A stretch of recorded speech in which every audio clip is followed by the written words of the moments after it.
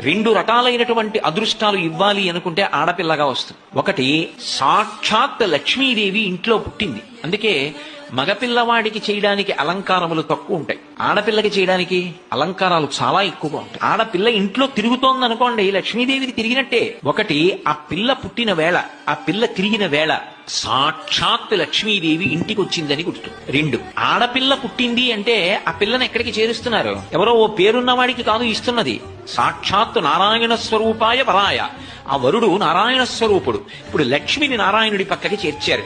ఆ చేర్చిన కారణం చేత ఏమైంది? 10 తరాలు తర్వాత వచ్చేవి, 10 తరాలు నా ముందున్నవి, నేను ఒక తరం, 21 తరాలు ఉద్ధరింపబడ్డారు, ఉన్నత లోకాలకి వెళ్లారు. ఏది మగపిల్లవాడి విషయంలో చూపించండి అలా ప్రమాణం. అలా చేయగలడా?